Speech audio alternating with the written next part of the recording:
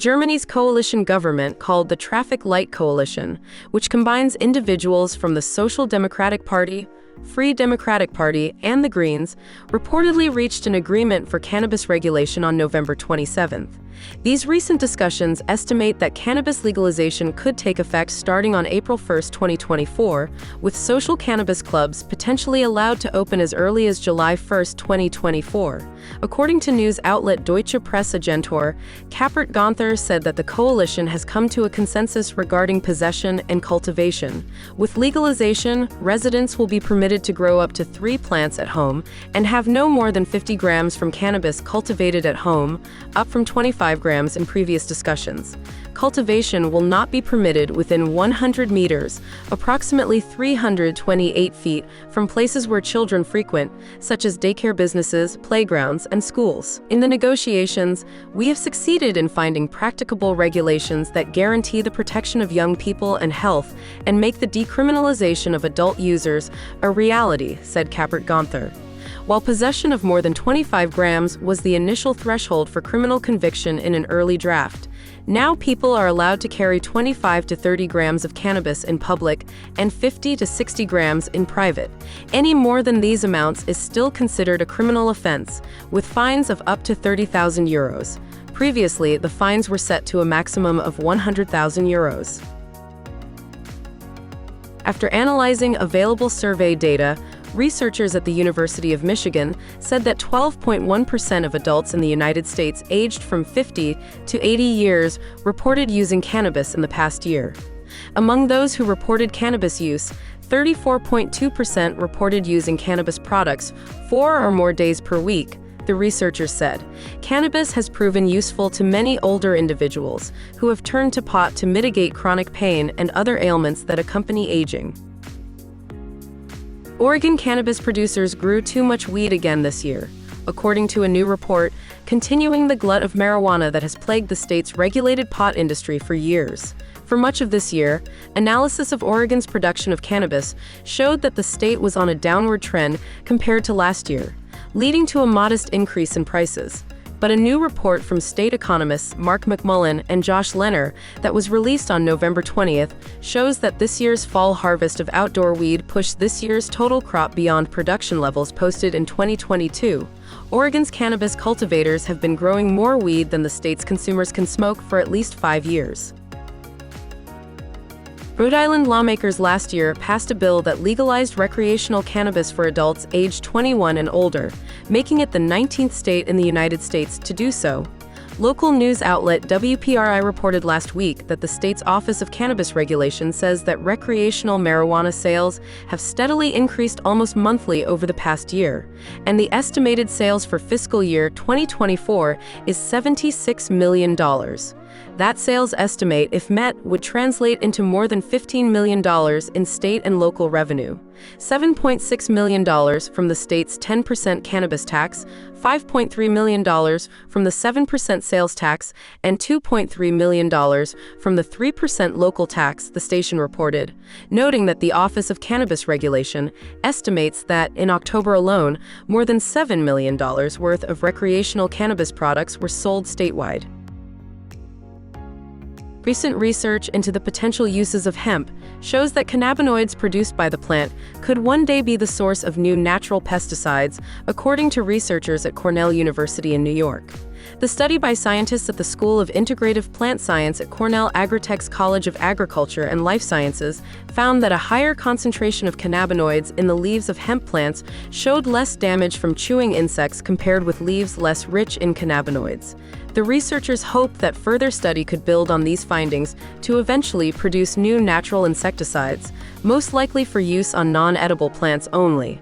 The potential for using the new pesticides on food crops seems unlikely at this point because of the pharmacological effects of cannabinoids, including CBDA, THCA, and GBGA, which can be converted to CBD, THC, and CBG, respectively, with the addition of heat in a process known as decarboxylation. Republican United States Representative David Joyce of Ohio will soon introduce a new bill to legalize cannabis at the federal level. according to a report from Forbes published on Wednesday. The new legislation is characterized as a modernized version of a bill Joyce introduced in 2019 known as the STATES Act.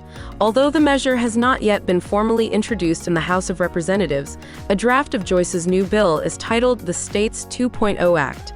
If passed, the legislation would remove cannabis from Schedule L of the Federal Controlled Substances Act. However, cannabis products that are grown or manufactured outside of a state-regulated market would remain illegal under federal law, allowing states that do not want to legalize marijuana a way to maintain prohibition within their jurisdictions.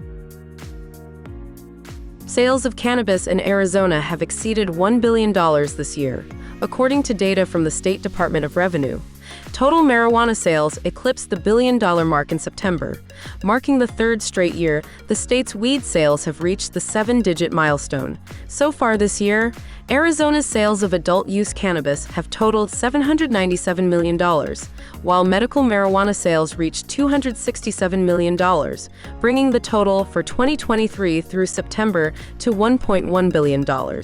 The state's overall cannabis volume since recreational marijuana sales began in January 2021 has now reached $4 billion, with sales of adult-use cannabis contributing $2.5 billion to the total.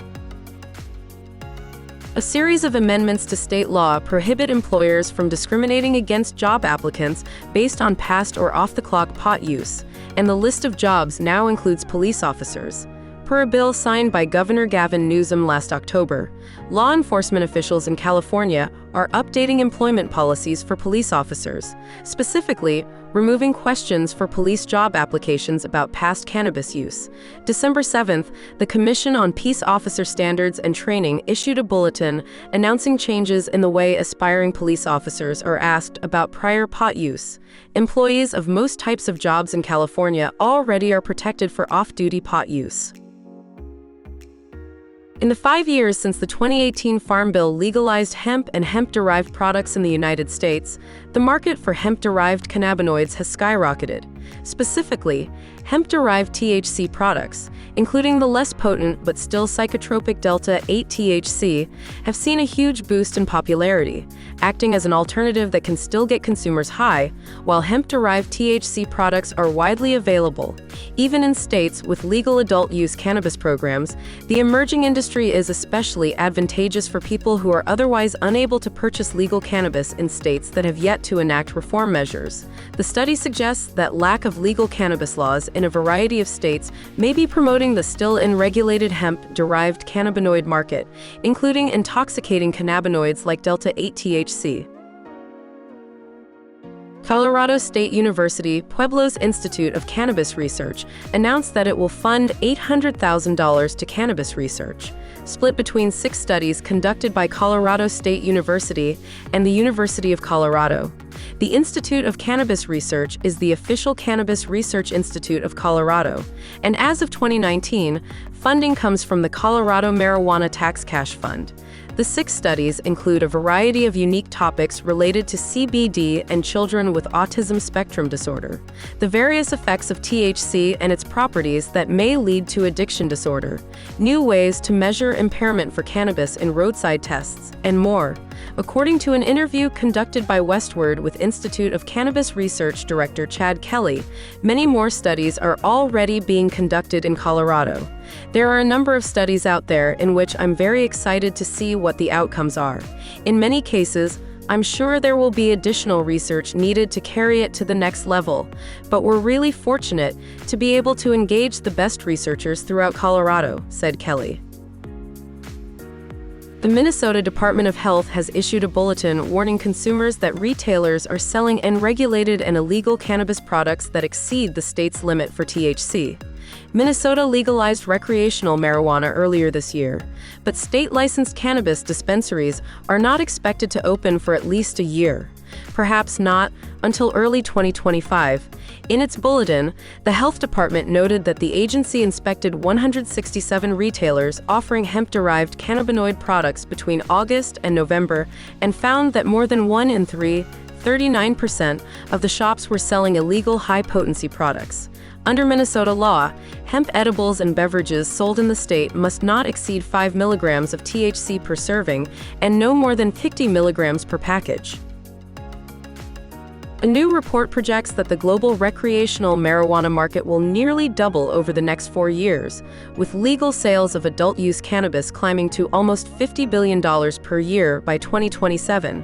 The report, from United Kingdom-based cannabis data, media and tech company Prohibition Partners, credits global momentum in cannabis reform and the opening of new recreational cannabis markets in Europe over the next 3 years as the prime drivers of the industry's worldwide growth. The report, which was released last week, forecasts that global annual sales of recreational cannabis will total approximately $49.7 billion by 2027, nearly double the current $24.9 billion. The growth in recreational cannabis sales will be largely driven by continued policy reform in the United States and Europe.